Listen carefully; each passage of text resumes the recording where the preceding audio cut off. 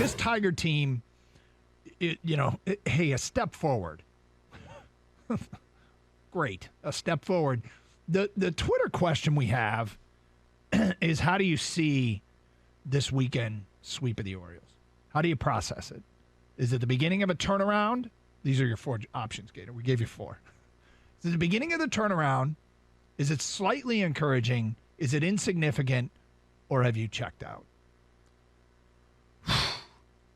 The thing is, because I started the season, I said they're going to win 84 games, was my prediction. Mm-hmm. And then they started off 9-23. So, yeah, am I hoping that that this is the start of something special? Sure.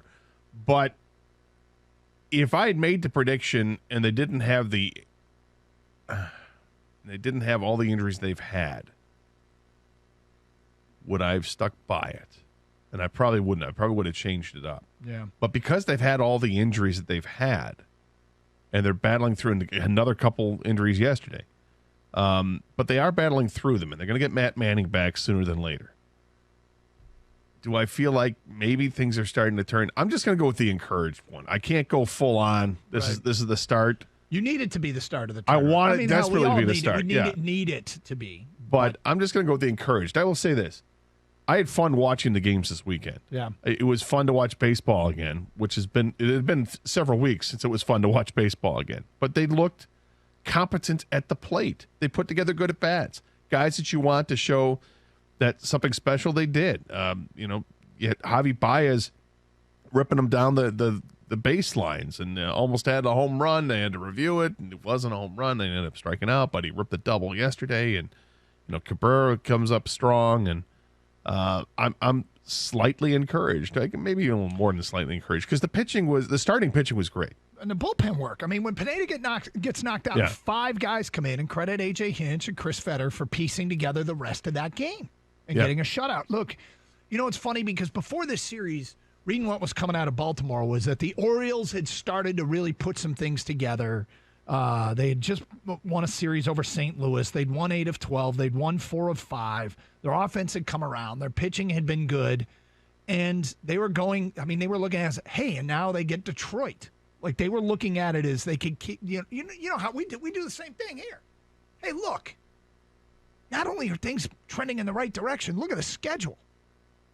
The Orioles were celebrating the fact that they were playing Detroit next. Yeah. When they were playing hot, and they come to Detroit and get swept. And, they got the Jordan Lyles early, and who pitched very well for Baltimore and 8 innings for them, and Detroit got to their bullpen relatively early, and Torque had a couple of hits. This is Friday's game. Nice start to the series, and Miggy hits the bomb. Saturday, we mentioned the Pineda injury. Their pitcher, Bruce Zimmerman, had been pitching so well, they had nicknamed him jokingly Cy Bruce, and the Tigers got to him, and 5 relief arms come out and get the shutout. And then yesterday, the story was Skubal. He was great. I mean, and the funny thing was, he's pitched 5 shutout innings, goes into the 6th inning, and then gives up a couple of base runners. Went to 3-0 counts on the first 2 guys, and they had that stat up there in the game that said that he had gone to 3-0 counts on only 2 of 136 batters prior to the game. Yeah.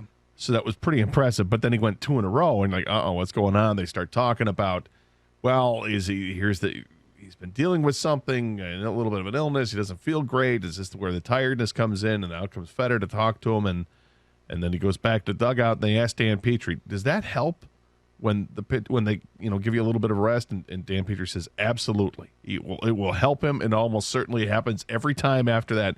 They're able to settle down a little bit, and then sure enough, he gets a strikeout and then a pop-up and ends the inning, and he got out of trouble, and you could see how relieved he was and how excited he was that he made it through 6 shutout innings. And Skubal is kind of just what the doctor ordered in terms of emerging as potentially. Look, what you're going to be over during the broadcast, they made the comment, the television broadcast, they made the comment that A.J. Hinch was asked, is Tarek Skubal the ace? And he said, those things are defined over time. And those are defined over, it's not always a straight line.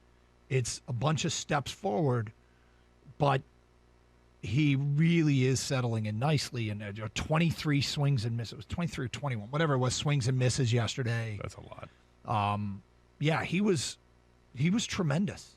And on a day, I mean, they'd won 2 in a row, so I don't know that they needed it. They need it every night now. They seriously need somebody to step up every night because they got to try and dig themselves out of this hole.